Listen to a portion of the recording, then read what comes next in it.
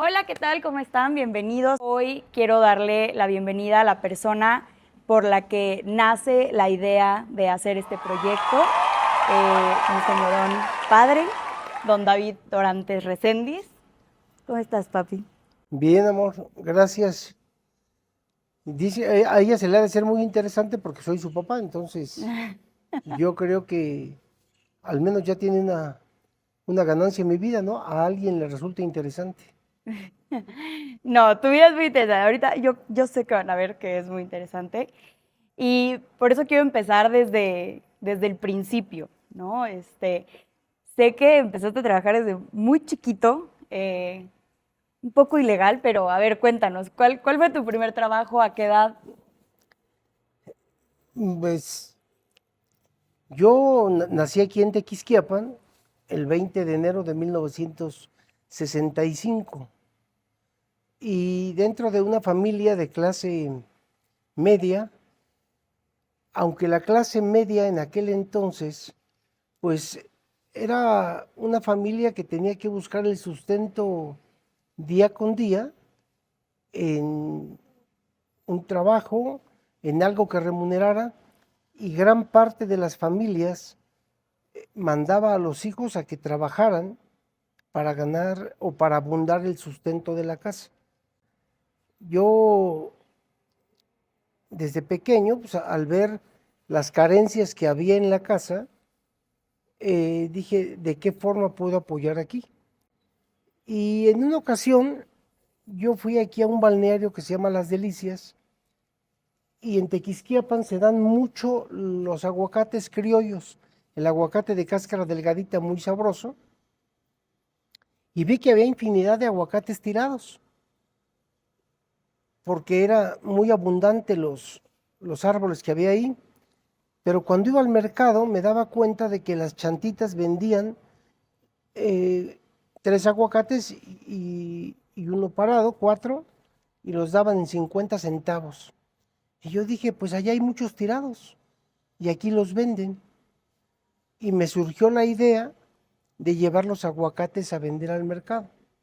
Yo tenía 4 años escasamente, fui con don Beto Moreno, el dueño de las Delicias, y le dije que si me dejaba recoger los aguacates. Y me dijo, los que se cayeron y corta los que quieras, te regalo todos.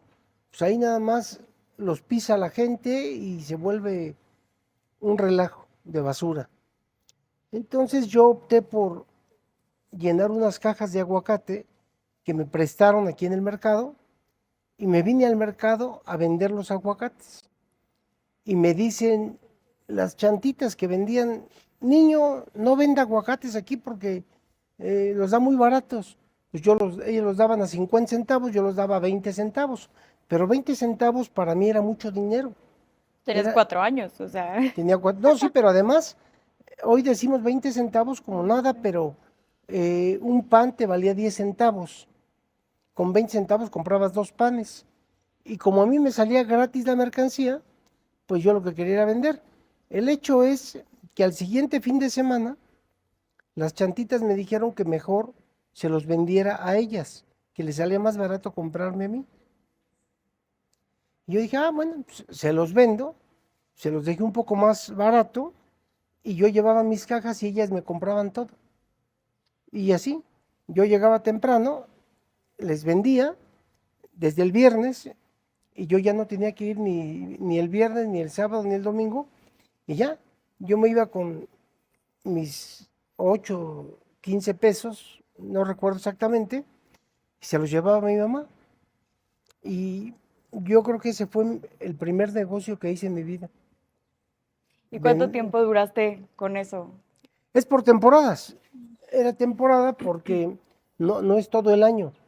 El aguacate tiene su tiempo, el criollo. Entonces, en esa temporada yo se los llevaba. Pero lo hice, creo, solamente 2 años. Y después, pues ya no lo hice porque ya me empecé a dedicar a otras cosas, lavaba carros o daba grasa a los zapatos, bola, le decíamos aquí. Y, y bueno, te empiezas a entretener en otras cosas y buscas la forma de algo que te deje un poco más de dinero, pero además era participar con los otros amigos, otros jóvenes que les gustaba cuidar coches, lavar coches y estaban echando relajo, entonces yo me iba con ellos porque pues era lavar un carro. Pero un día mi papá me vio y me dijo, a ver, ven, lava el coche. Una camioneta que él tenía, y me di cuenta que lavar esa camioneta era sacar asientos, sacar todo, así como de cero, lavarla y limpiarla para hacerlo bien. En aquel entonces no había Armorol, que hoy le ponen a las llantas y a los materiales plásticos, pero yo les ponía Coca-Cola y quedaba igual, que quedaba negro. Entonces el que llegaba veía su coche como que resaltaba. Claro, después se le pegaban las moscas y las abejas, pero Ajá. de que se veía negro, pues se veía negro. Y sí, lavábamos carros aquí en el centro de Tequisquiapan, con tu cubeta, tu franela, y la verdad es que me iba bien. Ese negocio ya lo hice como a los 6 años, 7 años. Y también empecé vendiendo ópalos en frasquitos de Gerber. Veía que a la gente le gustaba ver las piedras de ópalo a través del agua porque se refractaba la luz y emitían destellos. Se ven muy bonitos los ópalos.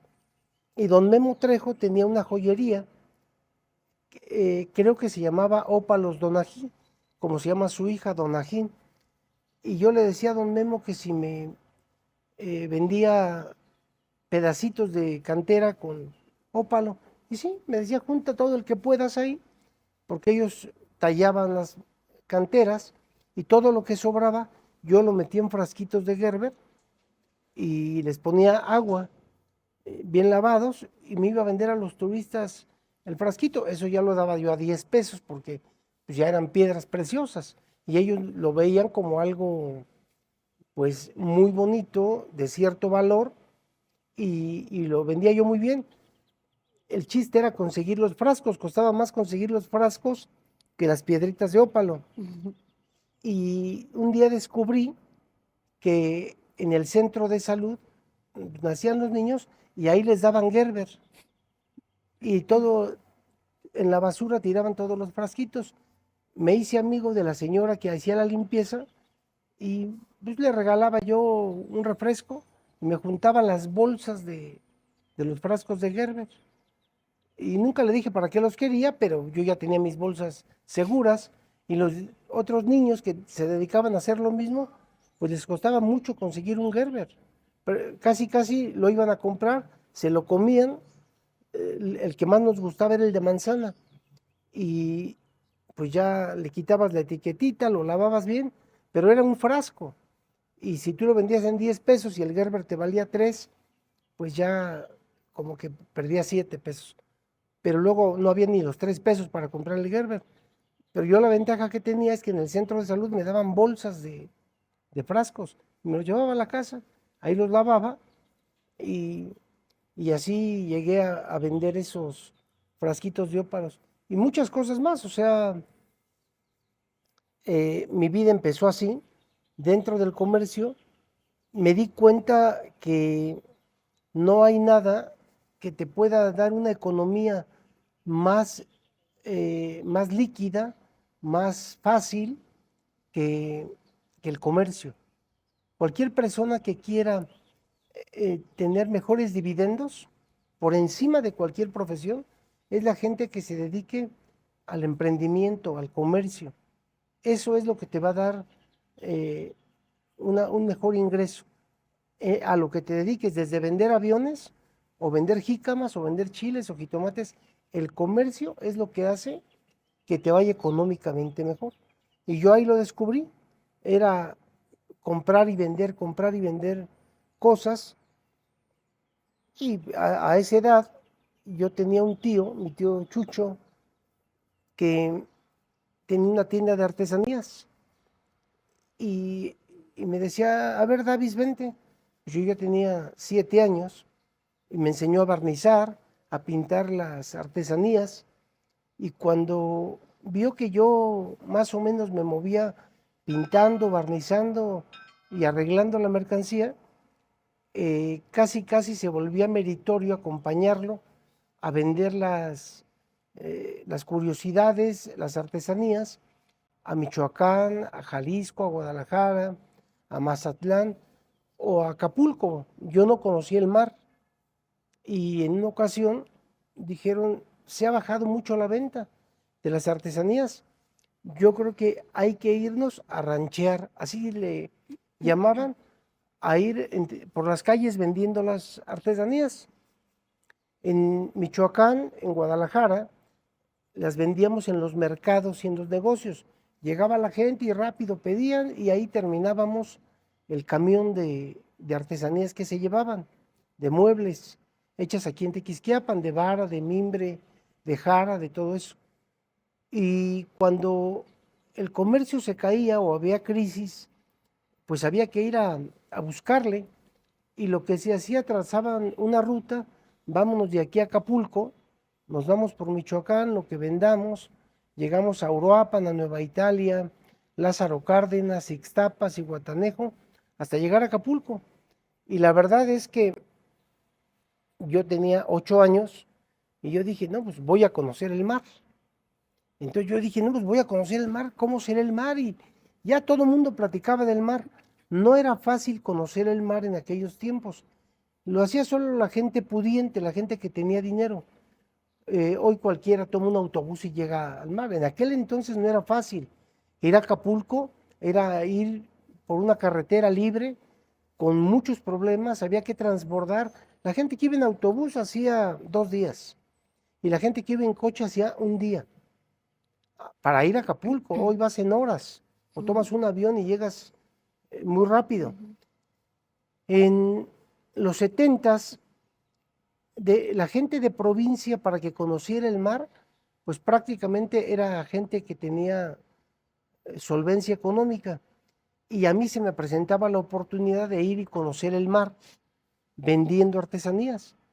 Pero resulta que al llegar a Nueva Italia, llegó un señor y nos compró toda la mercancía. Híjole. Yo dije, Y tú no, no, pues, porque luego que vendo. no, sí, si ya se va a acabar, entonces ¿cómo vamos a llegar a Acapulco vendiendo? Y yo le decía a mi primo Orlando, porque con él fui a conocer el mar, que nos convenía más venderlo poco a poco en las calles porque lo vendíamos más caro.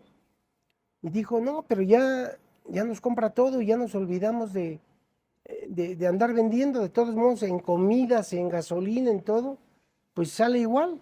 Y él ya conocía el mar. No, pues él ya conocía el mar, pero pues él notó mi ansiedad de conocer el mar y dijo, bueno, pues vamos a seguirle y seguimos vendiendo la mercancía como lo habíamos planeado y así es que llegamos a Ixtapas y Guatanejo y se me hizo conocer el mar. Ahí fue la primera ocasión, ¿Cuántos años tenías? 8 años. 8 años y bueno, pues es una experiencia increíble por ver tanta agua, ver la inmensidad y ahí ya relacionas lo que estudias en la escuela cuando te dicen que 3/4 partes del globo terráqueo es agua o está cubierto por agua. Eh, y empieza tu mente a tener marcos de referencia, eh, lo inmenso del mar, lo fuerte, las olas, el agua, los peces, eh, es otra cosa, es una experiencia enorme, que hoy lo damos por sentado como si fuera algo muy normal. Yo veo que el día de hoy los niños, los jóvenes, han perdido mucho la capacidad de abstracción, la capacidad de asombro. Ya nada les asombra, como que todo es normal, pero la verdad es que no es así. Hoy tomamos un teléfono y creemos que siempre ha habido teléfonos, creemos que siempre ha habido autos, aviones, que es normal todo eso, y no es cierto. Yo creo que en los últimos 80 años el mundo se ha revolucionado de una manera muy vertiginosa y ha avanzado tecnológicamente 100 veces más que durante todo el periodo que duró la humanidad. se descubrió la rueda, se logró controlar el fuego y eso duraba miles de años. Pero hoy en 80 años pasamos de tener energía eléctrica en las casas, no había. Tequisquiapan, cuando yo era niño, había un foco aquí y otro foco a 2 cuadras. Todo era oscuridad. Y cuando llegó mi mamá también. En el barrio de la Magdalena, sí, cuando llega tu mamá, pues no había teléfonos, había un teléfono de tarjeta, ya había tarjetas en los 90, ahí en el barrio de la Magdalena, pero había pocas luces, poca iluminación. Hoy en día, pues todo eso va cambiando. Y en mi infancia, ver muchas cosas era de mucho asombro. Simplemente ver la televisión. En los 70, en provincia, a las 9 de la noche o 10 se cortaba la transmisión y empezaba a las 3 o 4 de la tarde la transmisión de la televisión. No es como ahorita que a cualquier hora tienes 200 canales, ¿no? Ver una pelea de box en 1970, pues en Tequisquiapan había 3 televisiones públicas y la gente pudiente pues en su casa tenía, pero eran muy pocas las personas los que tenían televisión. Entonces, ir a ver las Olimpiadas del 68 o México 70 jugando contra otros equipos, la gente estaba abarrotada desde la calle para ver al fondo la televisión, poquito, lo que apreciabas era muy poco, pero era una experiencia gigantesca llegar a ver la televisión con un partido de fútbol, con una pelea de box, con un encuentro de fútbol entre el América y el Guadalajara, con los equipos más famosos de aquel entonces. A lo que voy es que mi infancia transcurrió entre muchas experiencias, muchos asombros, como la televisión, el teléfono, la lavadora, el microondas, los refrigeradores, tantísimas cosas que cada una de ellas para las personas de mi generación fue de muchísimo asombro, de mucho asombro. Yo veo que hoy la gente da por sentado cualquier cosa que ve, pero casi nadie se pregunta cómo funciona, o por qué funciona, o de dónde viene. Pero desde la escuela, yo veo que hoy las tablas de multiplicar, si estudian trigonometría, te dicen seno de 45, punto 71, por ejemplo. ¿Y qué es el seno? ¿Quién sabe? ¿Por qué salió? No, no sé, solamente es así. O ya la máquina me lo da. Cuando yo iba en la escuela, había que saber de dónde salía cada uno de esos números, ¿sí? Si aquí tienes una lente, ¿cómo funciona la lente? ¿Cómo funciona una cámara? ¿Cómo graba? ¿Sí? ¿Cómo lo descubrieron? Todo eso es muy interesante, pero ya nadie se pregunta. Antes nos decían, fíjate que esta cámara es una película.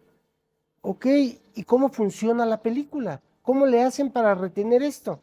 Y lo único que hacen es que es una cámara de grabar, hace 24 fotografías por segundo para darle continuidad a los movimientos. Entonces toma uno y otro. Y la mente retiene un 24avo de segundo la imagen anterior. Entonces tú ves todo corrido, pero en realidad es una secuencia de fotografías, ¿sí? Eso es las cámaras. Y nosotros en la escuela, yo me tocaron excelentes maestros y siempre era el porqué de cada cosa. Yo iba en segundo año de primaria y tenía una maestra que todo el año fue a aprendernos a manejar los sistemas de quebrados o fracciones, para saber qué era un medio, qué era un octavo, qué era un 15/16, qué era un 30/64, o sea, una proporción que hoy yo veo que muy poca gente sabe qué es eso, ni de dónde viene, ni por qué. ¿Qué son los centímetros? ¿Qué son las pulgadas? Las escalas si hablas de temperatura, en grados Celsius, en Fahrenheit, Si hablas en un sistema métrico, el sistema decimal, el sistema inglés, hay muchos sistemas, ¿sí? O simplemente, ¿por qué una circunferencia tiene 360 grados y por qué no tiene 100? O sea, ¿de dónde sale todo eso? Hoy en día, de cada 1000 personas que le preguntes, ¿por qué, por ejemplo, una circunferencia tiene 360 grados? Yo creo que de 100,000, una lo sabe. Una lo sabe de cada 100,000 personas que les preguntes. Fíjate qué terrible.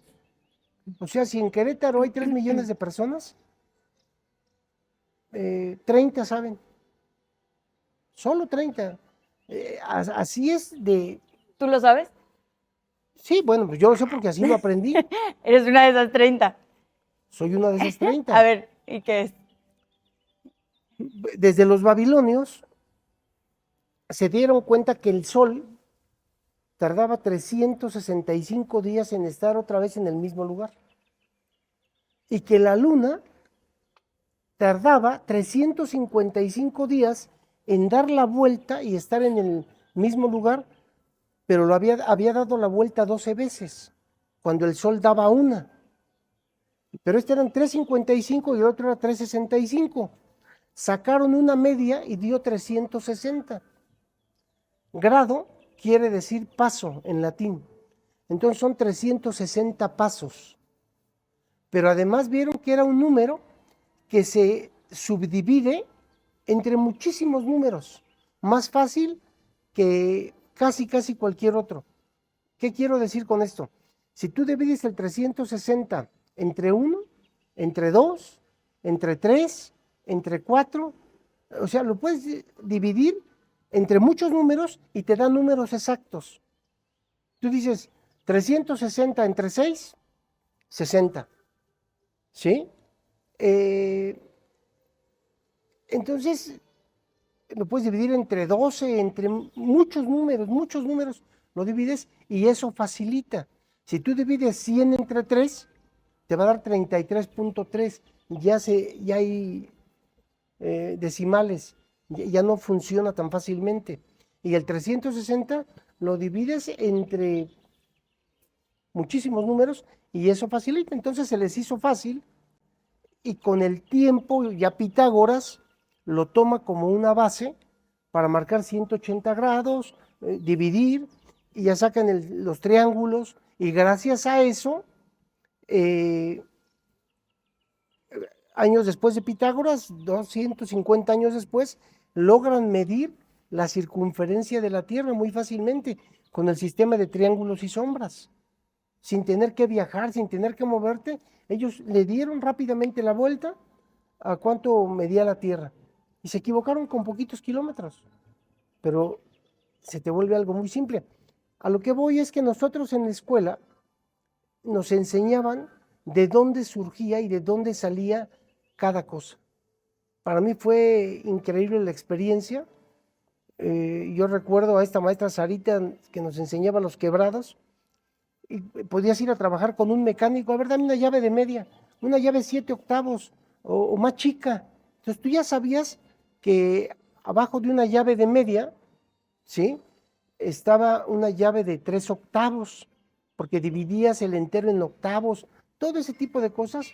Yo creo que fue algo para mí increíble. Hoy me desespero un poco porque veo que los jóvenes, los muchachos, no logran entender ese tipo de cuestiones y el sentido de admiración, de asombro, se va perdiendo.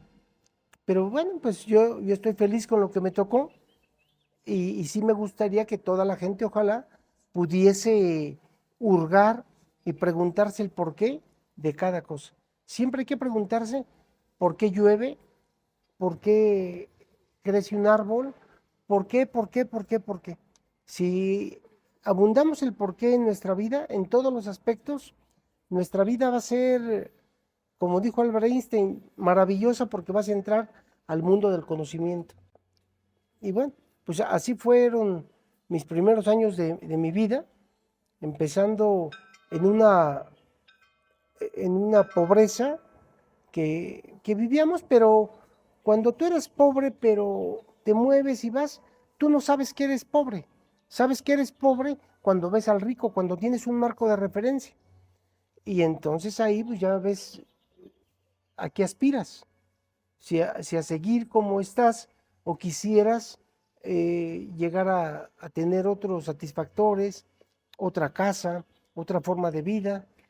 ¿A ti qué fue lo que te movió primero para decir a los 4 años, decir, yo quiero ganar dinero y tener, o sea, y voy a ir con los aguacates y también, o sea, sé que tienes otra historia de que pediste un terreno y que luego tenías el monopolio de los lavacoches en Tequis, o sea, como todo esto que vendiste, periódicos, tortas, o sea, paletas, ¿no? O sea, desde los 4 años tienes como un hambre, sí, un hambre de crecer, de generar, de crear, que bueno, lo vamos a ver con el paso de estos videos, pero, o sea, que realmente yo siento que es una pasión por crear y por crear, o sea, pero no sé qué fue lo que te motiva en primera instancia. Voy a hacer lo de los periódicos, voy a hacer todo esto, porque es muy fácil que tu tío te diga, ven, trabaja, y ya de niño dices, órale, pues voy a ir a ver el mar, ¿no? O sea, pero no empiezas ahí, empiezas antes. Entonces, ¿qué fue lo que... Mira, lo que te mueve es la necesidad y la pobreza. Yo recuerdo que el tema de los aguacates sale porque venía la época en la religión católica hay algo que se llama confirmación. Cuando los niños ya se bautizaron y después los llevas a confirmar al año, a los 2 años, los confirmas. Entonces, mi papá, pues, le gustaba andar a veces de fiesta y en esa ocasión mis hermanos más chicos iban a confirmarse. Y mi mamá dijo, híjole, ahí viene la confirmación y no tienen zapatos, o sea, había que llevar zapatos nuevos a la confirmación. Y yo veía la desesperación de mi mamá para conseguir o cómo le iba a hacer para los zapatos. Yo sé que al final del día iba con el señor Soto que tenía la zapatería El Duende o al Zapatilandia y si pedía los zapatos pues se los iban a fiar si no tenía dinero. Pero se me ocurre lo de los aguacates y por eso fui. Porque llegué, le llevo el dinero, ella dijo, ¿de dónde? Sí, y realmente con eso se compraron los zapatos de mis dos hermanos. Y yo dije, bueno, vendiendo aguacates puedo tener los zapatos o puedo tener esto, y ahí me nace. Pero te nace en la necesidad, en el hambre, en el frío. Eso es lo que hace que que puedas tú absorber, que puedas catalizarte para poder decir, con esto puedo hacer esto. Y de ahí me nace la idea y las ganas de querer obtener más, porque después yo ya quería, pues yo tener un pantalón, tener esto, conocer, pero cada vez el deseo iba siendo mayor. Hay un filósofo que se llamaba Epicuro, y Epicuro decía que la felicidad solamente puede estar del lado de los satisfechos. Y para estar satisfecho hay que desear muy poco. Y de lo poco, solo lo necesario. Después surge Diógenes y Diógenes sí vivió al extremo lo que decía Epicuro. Pero yo no. Realmente yo siempre deseé más cosas. Y mi deseo quería otra cosa y otra cosa y otra cosa y otra cosa. Pero con el tiempo me di cuenta de que siempre va a haber más. Siempre va a haber más cosas. Y bueno, pues también llega el momento en que te vuelves una persona de proyectos cuando pasan los años. Pero el origen, para mí, fue la necesidad. Hay personas que nacen en cuna de seda, como decimos nosotros, y ellos pues les gusta generar empresas o crear, porque su formación en su casa fue esa. Ya había la empresa desde el abuelo o el tatarabuelo, y el hijo fue escuchando y fue creciendo dentro de las empresas, y dentro de las empresas pues se les facilita. ¿Por qué? Porque saben constituir una empresa, saben cómo se forma, saben qué hay que hacer, y la otra gran ventaja es que ellos ya nacen con un soporte atrás, alguien que les puede apoyar para que hagan sus empresas. El problema para mí es cuando vienes de la necesidad, del hambre, del frío, y que tienes que reinventarte cada día para generar dividendos y para con el tiempo ir creando una empresa. Eso es muy difícil, es muy complicado, es muy difícil de cero hacer algo, pero si quieres lo puedes hacer. En una ocasión me invitaron a dar una plática al TEC de Monterrey, y, y bueno, pues accedí a ir. Me tocó de compañero en exposición a la persona que trajo Bombardier a México. Y él trajo Bombardier aquí a Querétaro, pero también trajo la Ford a Sonora. Y llevaba láminas y llevaba todo. Y era una plática a alumnos de maestría en el TEC de Monterrey. Y yo dije, pues yo de qué voy a hablar aquí.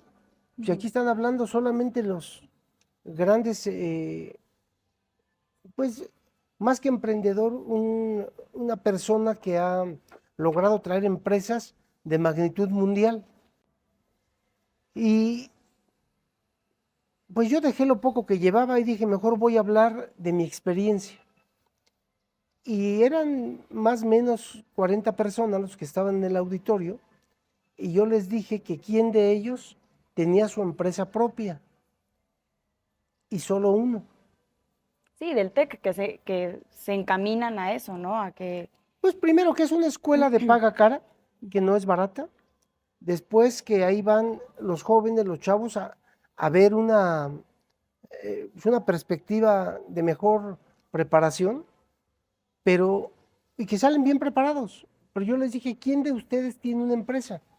Solo uno tenía, porque era herencia de su familia.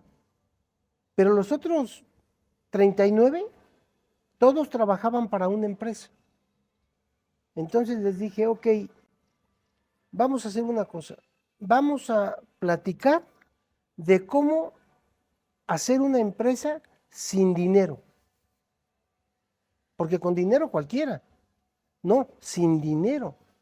Y en eso se tornó la plática. La verdad, íbamos por 30 minutos de exposición, se volvieron más de 2 horas de plática ¿Puedes con estas compartirnos personas. un poquito de lo que les aconsejabas a ellos, de lo que les platicabas o de cómo se logra empezar así? Mira, para empezar así, lo primero es que primero tienes una idea en la vida. Todas las ideas nunca hay que desecharlas, por tontas que parezcan. Hay que, hay que ubicarlas y hay que matizarlas. Después es importante soñar. ¿Con qué sueño? Como una chica que dice, yo un día me quiero casar y quiero ir vestida de blanco, y es un sueño, pero es un sueño bonito. O quiero salir de la escuela y quiero esto, y quiero mi graduación. Y entonces tú vas soñando y te vas poniendo sueños en la vida. ¿Qué quiero? No, yo sueño con ser el mejor tenista, el mejor futbolista, el mejor golfista, el mejor astronauta. Sueña y sueña lo más alto que puedas. Después de que sueñes, ahora aterriza ese sueño. ¿Cómo lo puedo lograr? ¿Cómo lo puedo hacer? Y ahí te vas a raspar la panza y te va a doler todo, pero esos sueños tienes que sentirlo, tienes que matizarlo, y tienes que vencer algo que se llama miedo. El miedo es el peor sentimiento que puede tener el ser humano. Cuando tú vences el miedo, te vas a aventar al mar para lograrlo y para que ese sueño lo puedas aterrizar. Mi papá me decía algo que nunca se me olvidó. Me decía, mira hijo, el comercio, una empresa en la vida es como ir de cacería. ¿Qué es lo más importante de la cacería? La bala. Esa bala tiene un trabajo, jalar el gatillo. ¿Cómo vas a emplear ese trabajo? El trabajo es el mismo. ¿Se lo vas a tirar a un pájaro dominico o le vas a tirar a un avestruz o a un elefante? Pues entre más grande le tires, es más fácil que le pegues. En el comercio es igual. En tu empresa, en tu negocio es lo mismo. Vas a trabajar lo mismo en un negocio chiquito que en un negocio grande. La desvelada es la misma.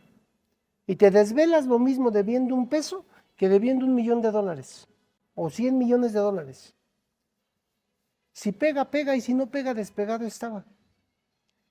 Aquí el chiste es cómo vamos a resolver para que a mí me puedan facilitar los fondos para yo hacer el negocio que yo quiero hacer. ¿Cómo le voy a hacer? ¿Cómo voy a convencer a las entidades financieras, a los bancos, a los socios, a los inversionistas para que crean en mi negocio, en mi sueño? ¿Sí? Yo he tenido muchos sueños, en algunos he fracasado, en algunos no lo he hecho, pero nunca he desistido. Vas a otro, y vas a otro, y órale, y ahí vas.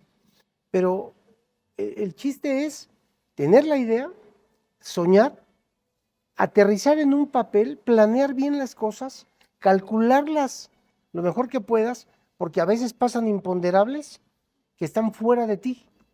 Tú puedes proyectar el negocio que quieras y está perfecto.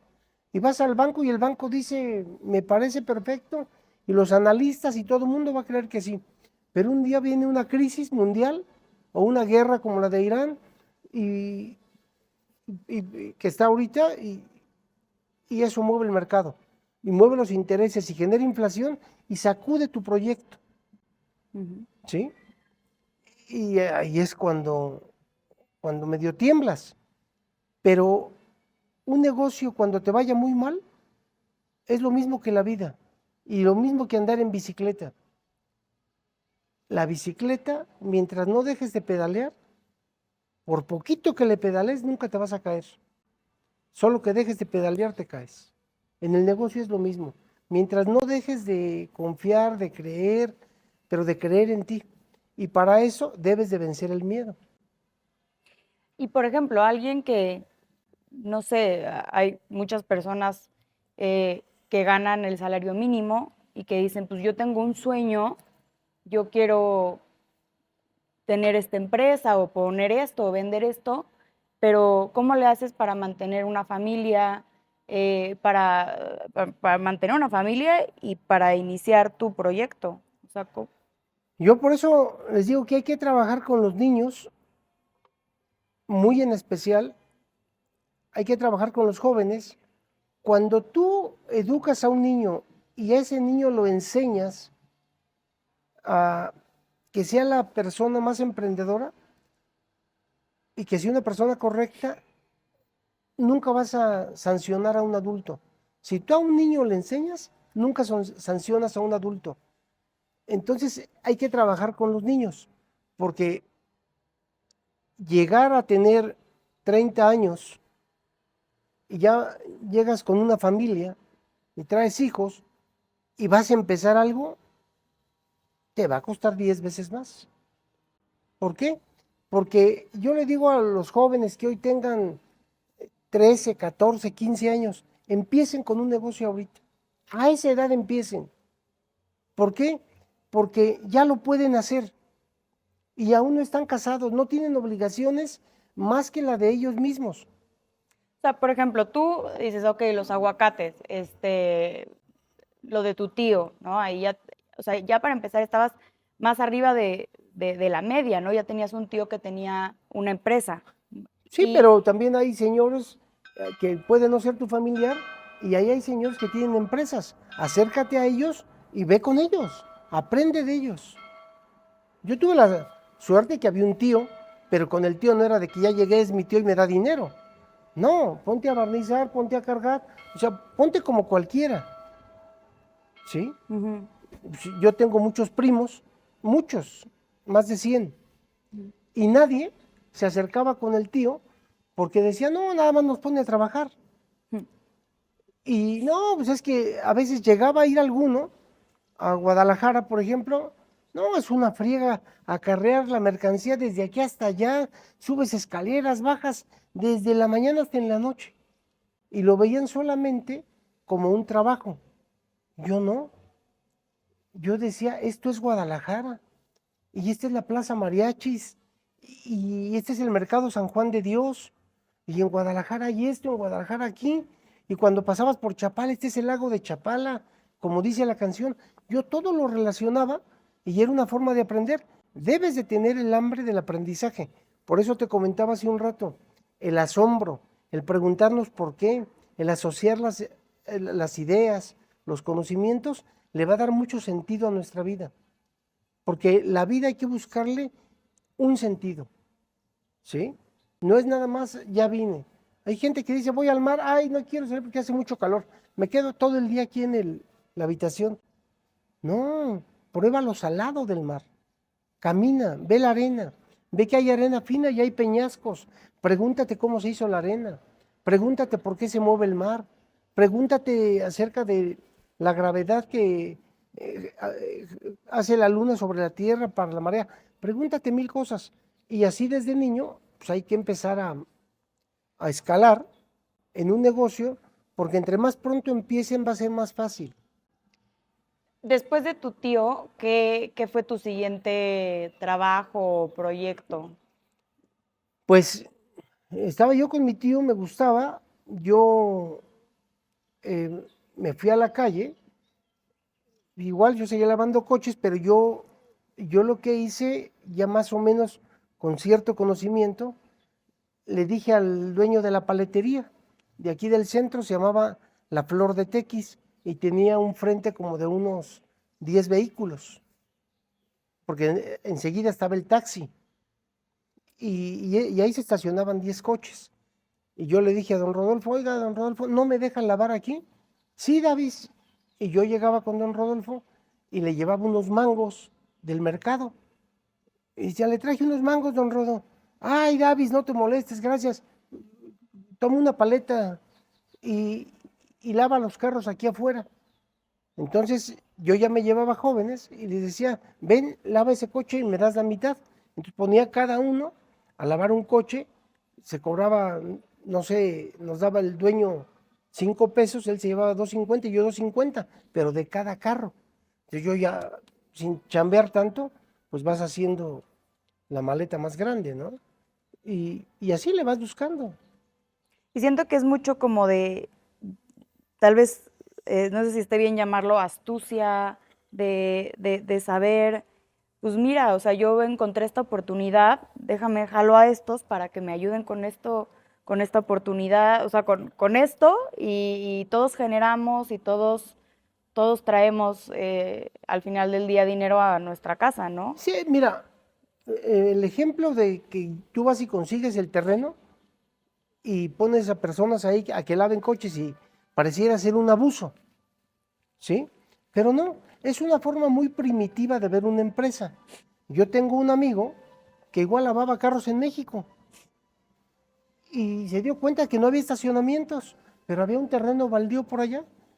Y fue y le dijo al señor, oiga señor, yo veo que se brincan mucho a su terreno, no vaya a pasar algo, ¿no quiere que yo le cuide su terreno? Sí, pues cuídamelo. ¿Le puedo poner un candado, señor? Y yo tengo la llave, ¿sí? Entonces se fue al restaurante y le dijo al del restaurante, si quieres, yo guardo ahí los coches. Y empezó a cobrar y empezó a tener dinero. Y entonces al rato se dedicó a conseguir terrenos baldíos y ahí los usaba de estacionamientos para los restaurantes, para los negocios. Hoy tiene más de 300 estacionamientos en México. Es un cuate que le pegó a ese negocio. Acá en una empresa alguien puede decir, es que el empresario gana 100 y el obrero gana un peso. Sí, es que ese empresario gana un poquito de cada uno de todos. Entre todos lo hacen. Por eso les digo, hay que ser emprendedores. Hay que entre todos generar, producir. Pero todos, siempre hay que crecer con esa mentalidad. Mira, se dice fácil como para que todo el mundo lo haga.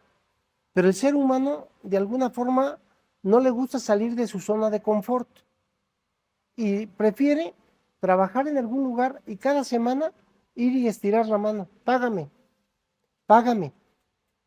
Pero el que paga, da y el otro recibe. La diferencia entre pedir y dar es un giro de muñeca. Y es mejor estar siempre del lado de donde se da que del lado de donde se pide, aunque te moleste. Es mejor que siempre te estén pidiendo una limosna, un taco de comer, un favor, a que un día tú estés pidiendo de comer o pidiendo favores. O sea, siempre es mejor estar del lado de donde se da. Y eso hay que entenderlo. Eso tenemos que captarlo. Y yo así más o menos vi que funcionaban las cosas. Y es por eso que, pues de ahí me voy, empiezo a lavar esos carros, empiezo a hacer ese tipo de cosas, pero mi papá como que dijo, ¿de dónde trae dinero este muchacho? Y nada más anda en la calle, ¿qué andará haciendo? Como que no le cuadraba. Ujú. Y entonces me dijo, a partir de mañana vamos a arreglar aquí este lugar y vamos a poner una panadería. Y tenía yo 10 años y buenas de cuenta que me cortaron las alas porque me metió a trabajar en la panadería. No, bueno, pues era estar todo el día esperando un cliente. Y luego el pan lo traían de Querétaro, era más caro que el pan de Tequisquiapan. Había veces que no vendía un pan en todo el día. Y era una pena con el señor que nos traía el pan, pues había que regresar el pan frío. El pan, cuando lo vas a vender, ya debes de tener quien te lo va a comprar. Porque ese pan, si hoy no lo vendes, mañana es pan frío, ya no sirve.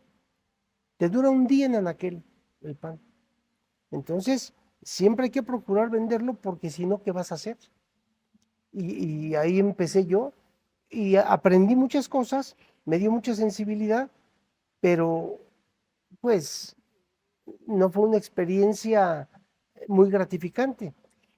No, y aquí tocas, o sea, un tema importante que es lo que estamos hablando, no todos tienen la oportunidad, o sea, tu papá seguramente, bueno, mi abuelo se dedicaba a otras cosas, tenía otros ingresos, eh, y la panadería pues no pegó, pero como tú dices, ay, pues voy a poner una panadería y no vendes y quiebras y ya invertiste tu dinero y ya renunciaste al trabajo.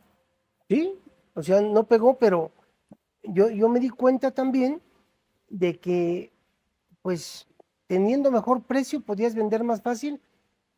La gente pobre no va así como por lo más caro, va por lo más económico, ¿sí? Va por las ofertas, va por lo barato. Y después surgió la posibilidad de poner una tienda que se llama Conasupo. Se llama Consejo o Comisión Nacional de Subsistencias Populares. Se inventó allá con Echeverría en el 72, 73. Y mi papá conoció a la persona que daba las tiendas. Y dijo, bueno, vamos a poner una Conasupo, una tienda. Pero no podías vender vino, no podías vender muchas cosas, solo era lo básico. Arroz, frijol, y no, pues eso no dejaba dinero y era muy barato. Entonces, por acá vendíamos vino, o sea, como por abajo del agua, y empezó la tienda. Llegó el momento en que dijimos, se quita la Conasupo y vamos a poner una tienda para que podamos vender vino. Y fue ya mi adolescencia, fue una época de bonanza, fue una época muy interesante, de mucho aprendizaje, pero ahí económicamente fue un despegue exponencial. Y ustedes trabajaban ahí en la tienda. Todos, ahí trabajábamos. Principalmente mi mamá, mi hermana Juanita eran las más apegadas al negocio, pero abríamos a las 6 de la mañana y cerrábamos a las 11 de la noche, todos los días, ¿sí? Ahí se trabajaban 16, 18 horas diario, diario, diario, diario. Y, y eso, bueno, pues te ayuda. Yo ahí dije, no hay crisis que aguante 16 horas de trabajo. Y se me quedó esa costumbre. Yo procuro estar a las 5 de la mañana de pie y 9, 10, 11 de la noche ya me voy a dormir, pero ya lo hago por sistema de vida. En lugar de pensar, trabajo de lunes a viernes 8 horas y descanso sábado y domingo, es otra zona. Entonces, el ser humano, cuando esté en el confort, dice, yo con esto vivo, con esto como, no me meto en problemas de emprender y así vivo. Y al rato están buscando ayuda del gobierno, dame, y a ver dónde nos dan, y dónde me dan, y dónde me dan, en lugar de generar, de crear. Esa es la otra cosa. ¿Cómo quitamos la mentalidad del pedir? La mentalidad de ser conformistas, la mentalidad de solo trabajar 8 horas, ¿sí? Eh, Tenemos que cambiar esa mentalidad, tenemos que ser diferentes, tenemos que ver la forma de que nuestra sociedad vaya cambiando. Cuando los mexicanos van a Estados Unidos, ven que el gringo está nevando o hay un calor inclemente, van a trabajar. Pues así nosotros vamos copiando cuando vamos allá, porque sabes que si no haces eso, te quedas. Y, y yo creo que si esas lecciones las aprendemos desde muy jóvenes, de niños, de adolescentes, pues todo va a ser diferente. Ok, pues sí, eso más como en cuestión económico, ¿no? Y bueno, cada quien tiene como oportunidades diferentes. Y bueno, o sea, regresando como al tema de tus negocios y emprendedurismos, después de la tienda, ¿a qué es a lo que te pasas o qué sigue después de la tienda? Después de la tienda, yo estábamos ahí en el súper, yo hago la preparatoria en Ezequiel Montes y veía que en Ezequiel Montes les iba bien engordando pollos y puse una caseta de pollos, pero no tenía dinero para hacer la caseta y le puse el techo de unas láminas de cartón. Ya lo puse, lo armé y llegaron los pollos. Me trajeron 500 pollos para empezar, chiquitos, 500 pollitos. ¿Y cuánto costaba eso? Pues me los fiaron, yo los iba a pagar cuando ya estuvieran gordos los pollos y salieran. Pero termino de hacer mi caseta de pollos y al otro día cae un granizo y se cayó la caseta. Sí, no manches. ¿Y se murieron tus pollos? Se murieron los pollos y se cayó Ay, pobres la pollos. caseta. Sí, no, pobres pollos. Y yo dije, ¿y ahora qué hago? Y entonces ahora buscar cómo pagar los pollos, con todo lo que yo debía. Mal, mal, mal, mal, mal. Y Pero ahí empieza como una historia muy, muy interesante que vamos a ver, ¿no? O sea, cómo pagaste los pollos. no, pues con trabajos de otro lado. Poco a poco empecé a pagar para poder resarcir todo lo que había invertido ahí en esa caseta de los pollos.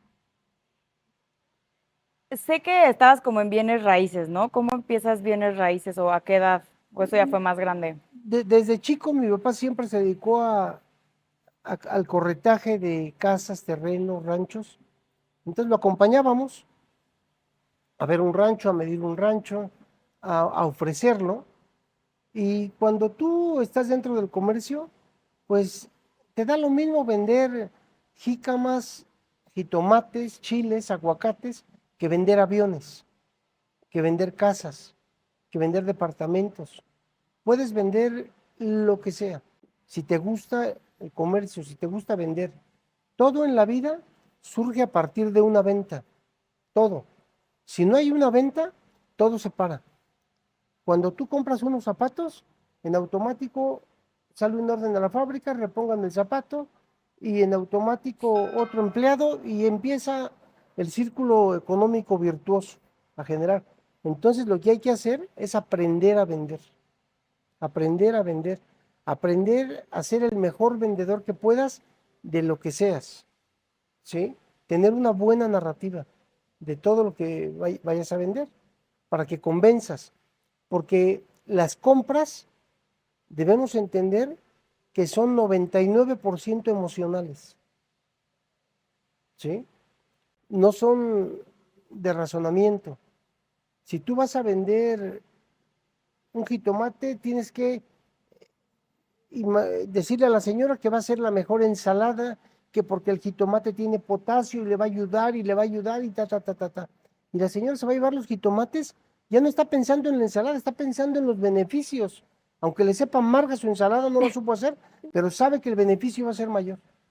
Y si vendes una casa, pues a ver narrativa le das de esa casa. Y no es que estés mintiendo, simplemente es tu narrativa de venta para que emocionalmente tú puedas lograr esa venta. Enamorar. Hay que enamorar, hay que enamorar. Y ese es un arte que lo vas desarrollando poco a poco, pero tienes que hacerlo. O sea, por ejemplo, yo hoy estoy en este negocio y yo les tengo prohibido hablar de precios, prohibido hablar de tabiques, prohibido hablar de lujo. El lujo se respira, se ve, se siente. No tienes que decirlo. Tú no vas a ir a comprar un Ferrari y vas a decirle que trae las mejores llantas. Es un Ferrari, ya lo sé. Lo que tienes que decirle es que, no sé, se me ocurre, es que este coche le encantaba a la princesa de Mónaco, lo añoró y su papá nunca lo dejó tenerlo. Dice, yo voy a tener el coche que la princesa de Mónaco no tuvo, démelo. Y no está comprando el Ferrari por Ferrari, lo está comprando porque la princesa no lo tuvo y yo sí. O sea, tienes que buscar, tienes que hacer lo que llaman el storytelling de cada cosa, para que así lo puedas vender. ¿Sí? Y así, pues así puse los pollos, así Quiero empecé. que nos cuentes tantito, tal vez para ir concluyendo, el tema de cómo entraste con el Señor de los Gallos. O sea, esa Ah, historia es me parece muy interesante, muy... bueno, yo tuve la suerte, primero de la formación que tengo de estar en el comercio y mi papá me decía, siempre que estés con una persona, nunca pidas dinero por tus servicios, por lo que vas a hacer. Nunca cobres, ¿sí? Nunca cobres. Simplemente haz lo que tengas que hacer, lo mejor que lo puedas hacer y que el tiempo te dé el resultado. Esa persona va a saber lo que tú vales. Y en lugar de que te pague un peso, mejor vuélvelo socio tuyo. Y te vas a dar cuenta de que en lugar de ser un trabajador excelente, te puedes volver un socio, aunque sea pequeño, pero eres socio del lugar, eres socio de lo que vas a hacer. Yo nunca me hice socio de Alfonso, Alfonso simplemente mi amigo, pero recuerdo que en una ocasión estábamos en San Juan del Río y él pues llevaba las empresas de gallos a toda la República y todos los artistas para poder triunfar necesitabas la televisión, la radio y los gallos. Los gallos era la forma más cerca en la que tú podías tener un artista a pocos metros. No había otra forma. O lo ves en la televisión o lo ves en el cine, ¿sí? Eh, y en los gallos es la forma en que lo puedes ver cerca. No existe otra manera de que lo veas, ¿sí? ¿Cómo voy a ver yo a Luis Miguel? Pues en una actuación hasta allá, pero en los gallos era verlo cerquita. Sí, en un No, palenque, en un ¿no? Como, palenque. sí. Entonces, pues ahí van todos los artistas. Yo en una ocasión estaba ahí con él estaba con sus amigos, no era mi amigo, y recuerdo que ya eran las 3 de la mañana, estaba actuando Vicente Fernández, y dice, tengo que ir a mi rancho a Dolores a las 6 de la mañana, ya son las 3. Y dice, y mi chofer no está. Oye, pues, si gustas yo te ayudo, yo te llevo. Y dijo, ¿sí me llevas? Sí, claro. Ok, nos vemos en tal hotel a las 6 de la mañana. No, pues eran las 3. Vine a Tequisquiapan, me cambié, me bañé, me regresé a San Juan del Río. Llegué en su coche, me dice el señor, ese es el coche del señor Patiño. Me dio las llaves, lo lavé el coche, yo sabía lavar bien el carro, lo dejé impecable, estaba sucio, había llovido el día anterior y lo encendí, traía muy poca gasolina, voy a la gasolinería, lo llené, regresé y a las 6 en punto baja Alfonso y dice, vámonos. Cuando tomamos carretera dijo, ¿no te molesta si me duermo un ratito? No. Y se fue dormido hasta que llegamos a Dolores Hidalgo. Ujú. Cuando Un despertó dijo, ratito. la gasolina. No, le dije, ya estamos en Dolores Hidalgo, ¿cómo? ¿Y a qué hora te paraste a cargar gasolina? No traía. No, hombre, tú estabas dormido, no te apures. Ah, Y no era cierto, yo lo había cargado antes el coche, ¿no? Y cuando ya era de día, dijo, oye, mira, lavaron el coche. Y cuando regresamos, pues ya hicimos lo necesario y regresamos y me dice, ¿cuánto te debo? Le dije, a mí no me debes nada, Alfonso, somos amigos. No, ¿cómo crees? Oye, pues, toma, mira, me dio unos boletos para los me regaló 10 pases. Dice, vete con tu familia, por favor, invítalos y me puso ahí unas mesas, todo muy, muy elegante. ¿te acuerdas a quién fuiste a ver con Estaba, esos? estaba Vicente Fernández, Ah, ok. pero llevé a mi mamá, a mis hermanas, a mis hermanos, no, pues todos ahí en Los Gallos y pues, no nos Mm. costó, no nos costó, pasamos y me mandaba regaladas las rifitas esas. No nos sacamos ninguna, pero el bingo nos lo mandaba regalar. Y así empezó la amistad con él. Y de pronto, oye, tengo que ir a esto. Pues yo me comedía. Y un día me dijo, oye, ya es un abuso, dime cuánto es. No, nada. Bueno, ¿y tú qué más haces? No, pues yo vendo ranchos. Y me dice, mándame los ranchos que tengas y yo se los ofrezco a personas que conozco con capacidad económica. Ah, perfecto. Le mando un rancho en San Luis de la Paz, otro en Hidalgo. Él levantaba el teléfono, le hablaba a algunas personas y me los compraban. No, me ganaba cantidades para comprarte 2 o 3 Suburban sin problema del año, de la comisión que yo ganaba por vender esos ranchos.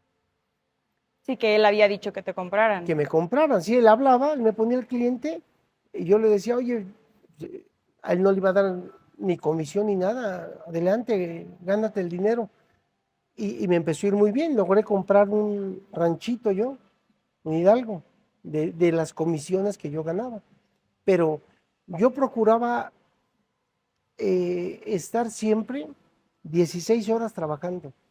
La diferencia entre un hombre ordinario y un hombre extraordinario es eso, la palabra extra. Tú por 8 horas eres un hombre ordinario, pero si tú dices, le voy a poner 4 horas más diario a mi trabajo, ese extra te vuelve extraordinario en lo que hagas, en el estudio, en el trabajo, en lo que te dediques, en el gimnasio, en el fútbol. Hugo Sánchez era futbolista, llegaba 1 hora antes a entrenar, cabecitas, ahí en el fútbol, en España. Y se iba y se quedaba 2 horas a hacer puras chilenas. Llegó a ser el máximo goleador de Europa, de España, y fue por ese extra que le puso a lo ordinario, ¿sí? Entonces, eso es lo que debemos de tener y de poner. Con Alfonso, pues la verdad es que me fue muy bien y gracias a eso yo pude pues, emprender y escalar eh, mi economía, o sea, de estar en cierto lugar, pues ya pasas a otro nivel, a hacer negocios de otro tamaño, y ahí te la vas llevando. ¿Qué fue algo que le aprendiste a Patiño cuando estabas con él, cuando lo convivías, cuando Su que te constancia, marcó? su honestidad, su profesionalismo, era algo que yo lo veía muy lejos, pero personas correctas, personas de mucho trabajo, personas donde su palabra vale más que todo. Y, y son cosas muy difíciles de lograr, pero son cosas que debe uno de aprender, debe uno de hacer y debe uno de mantenerlas. Lo importante es mantener eso, porque cuando vas de abajo, híjole, es muy difícil que ese tipo de principios se vuelvan valores, se vuelvan virtudes. Es muy difícil. Es muy difícil que un pobre cumpla con sus pagos. Normalmente le anda luego fallando. Pero hay que siempre esmerarse en cumplirlo. O sea, y con este ranchito que compras con Patiño, ¿qué es lo que haces ahí o qué es lo que te deja este rancho? Pues la satisfacción es que ya me sentía yo ranchero, ya sentía yo que ya, ya, ya era yo otra persona, ¿no? Pero cuando tuvimos el súper con mi papá, después llegamos a la universidad, dos hermanos a Estados Unidos y decidimos vender el negocio. Bueno, mi papá decidió venderlo, se vende, ya no queríamos, como que ya no sentíamos que apagábamos el infierno a soplidos, ¿no? Ujú. Y, y la verdad es que nos fue, bueno, a toda mi familia, mis hermanos, económicamente no nos fue bien. Afortunadamente siempre me ha ido bien. Yo cuando volteo y veo que no había una economía sana en sus casas, dije, ¿cómo le hacemos para volver a que nos vaya más o menos bien? Yo traía una camioneta nueva, pero otro hermano andaba a pie y así medio dispersos, pero otra vez pobres.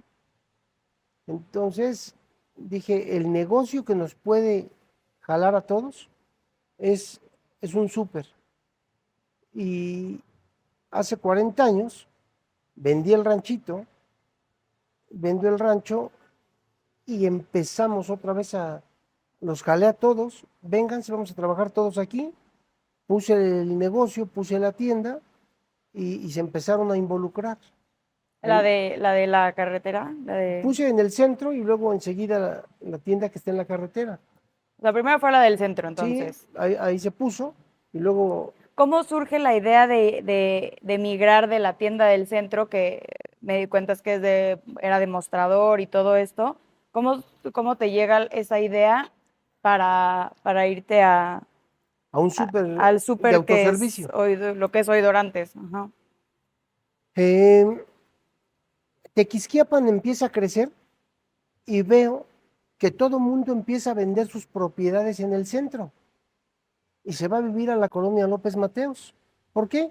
Porque vendía su casa a un buen precio, allá tenía la misma casa a mitad de precio o menos y le sobraba para tener un coche, para darse un gustito y todo muy bien. Pero ya no tenía su casa del centro. Y la colonia López Mateos se empieza a poblar exponencialmente. Y yo dije, el mercado ya está allá, el centro se está quedando vacío. Sí, de Y, turistas y ya solo fines de y ya semana. era de turistas y de fines de semana, exactamente. Y fue cuando dije, vamos a poner un supermercado donde la gente pueda llegar al autoservicio. Y todo el mundo me decía, no hombre, estás loco, eso no sirve, es para las ciudades, no es para Tequisquiapan, te van a robar, no te va a ir bien. Y pues les dije, vamos a hacerlo. Y puse esa tienda y empezamos a trabajar ahí. Empezamos a trabajar. Hoy, 40 años después, pues es un éxito, ¿sí? Es un éxito contra todo lo que la gente vaticinaba de que no iba a servir, de que no iba a funcionar. Sí funcionó, funcionó muy bien y ahí sigue. Lo que tú debes de buscar siempre es qué productos debes de tener como gancho, algo que por el cual vayan contigo, como el queso que se vende, el pan que se vende. Y cuando empezamos, pues yo empecé dando los jitomates, los chiles, los limones al costo, no les ganaba nada. Era para que la gente fuera ahí porque estaba barato. Y así empezó. O sea, cuéntanos que, o sea, cómo te ibas a Guadalajara, como que toda esta historia sé partecitas, pero no la sé concreta, ¿no? O sea, o sea, sé como lo que cuenta un poco mi mamá de Guadalajara, dices que dormías un día sí y un día no, como que nunca he entendido bien esta parte de... En, en ese negocio nos surtíamos de la central de abastos de Querétaro. Entonces, pues yo dije, voy a ir a Querétaro a comprar mi verdura. Llegaba yo a Querétaro, el mercado lo empezaban a abrir como a las 4 o 5 de la mañana. Entonces tú te ibas de aquí a las 3 de la mañana, llegabas allá a las 4, te acomodabas y empezabas a cargar. Y ya para las 9, 10 de la mañana, pues venías de regreso con tu carga. Pero yo veía que perdíamos mucho tiempo por el tumulto de gente. Y empecé a irme lunes, miércoles y viernes, pero me iba a las 11 de la noche.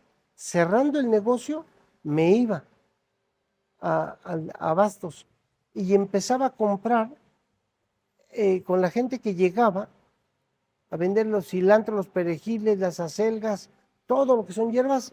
Yo desde las 11 de la noche ya lo tenía en el camión. Y luego en cada bodega yo conocía a los dueños y yo ya cargaba el plátano, los jitomates, las naranjas desde la madrugada. Y a las 4 de la mañana, que llegaban los de las bodegas, solamente les pagaba. Yo ya había acabado de cargar. Y yo ya venía en mi camión para Tequisquiapan. Ya venía en el camión para Tequisquiapan y yo veía que la gente del mercado apenas iban para Querétaro. Yo ya venía. Entonces, pues, yo tenía 30 años y ese día me la pasaba acomodando y vendiendo sin dormir. En la noche caía, pero durísimo.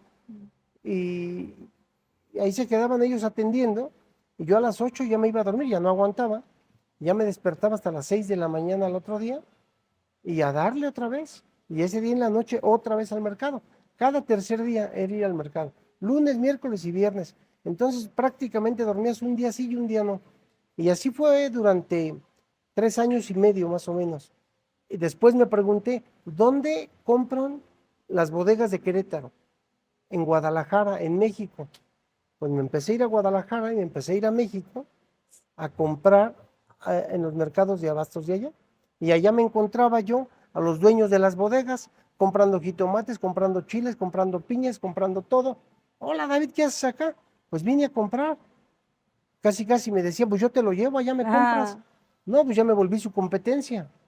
Y ya puse una cámara fría, llegaba con los camiones, ahí bajábamos la mercancía y a vender, pero ya mucho más barato o con mayor margen de ganancia, porque te evitabas un intermediario, pero había que comprar volumen, era comprar vía camión de jitomate, así, pero si llevas precio y calidad lo vendes. Y nos fue muy bien ahí en el negocio y ahí seguimos, el negocio ahí sigue. Yo hasta el 99, diciembre del 99, ahí eh, es- seguía yo trabajando en las tiendas. Después me fui a otro negocio y ya las dejé. Ahí siguen las tiendas trabajando. Nunca ha habido necesidad de regresar a ellas, pero ahí están. ¿y qué es lo que te dejaron las tiendas y como o sea, este negocio, cómo lo armaste y, o sea, qué te dejó armarlo como es ahorita? ¿Qué me inspiró? Mira, primero, armar ese negocio pareciera fácil pero el ranchito que vendí no me alcanzó, no me alcanzó. Y yo fui a buscar a don Mundo Montes, el dueño de La Morenita, en una tienda, la más grande del Bajío. Ellos vendían en Veracruz, en todos lados. Y llegué con don Mundo Montes y le dije, don Mundo, ahora sí vengo aquí a saludarlo nuevamente. Y siempre me habló de usted, yo era un joven. Y me decía, qué bueno que viene, don David, ¿qué me cuenta? Pues que ya voy a poner otra vez la tienda, don Mundo. Nunca la debieron haber vendido. ¿Y hoy qué va a llevar? Pues me quisiera llevar todo, nada más que no traigo dinero, don Mundo. Y me dijo, nunca ha hecho falta. A ver, le habló a Chano, Chano, ponle todo esto aquí al señor Dorantes. Y me cargó como unos 4 camiones de mercancía. Y me los traje, fiados. Y ya que junté algo de dinero, como a los 15, 20 días, ya había que llevarle dinero a don Mundo y a pedirle más. Y me dijo don Mundo, no, no, no, ahorita no me pague, nomás llévese la demás mercancía y esto páguemelo el año que entra para que no se descapitalice. Bueno, pues, fue la maravilla, porque pues, ¿quién te da camiones de mercancía que fiados? Y ya, con el tiempo ya se los fui pagando, se los pagué a todo el mundo, empezó ese negocio y, y ahí siguen. Pero fue gracias al apoyo y al trabajo de mucha gente, ¿sí? Y a mí me deja pues, una experiencia muy gratificante, pues porque a- ahí barrer, trapear, limpiar, vender, haces todo. Es muy esclavizante, es de mucho compromiso estar en un negocio así, pero el aprendizaje es brutal. En ese inter salió un negocio ahí en Vallarta, me fui a Vallarta, ahí luego te platicaré cómo fue ese negocio, pero fue interesante. Me fui a México, a un negocio de telecomunicaciones también, donde aprendí muchísimo y también cosas muy interesantes. Algunos funcionando, algunos no jalaron, pero siempre creyendo en tus sueños, creyendo en tus proyectos, aterrizando las ideas y a veces pasando tragos amargos porque no salieron. Ay, papi, pues me gustó muchísimo platicar ahorita contigo. Creo que tenemos como todavía un recorrido, pues vamos a la mitad de tu vida, ¿no? Literal, a los 30. Y creo que después, justo Vallarta es un proyecto que por eso dije, esto lo tiene que contar, cómo fue todo.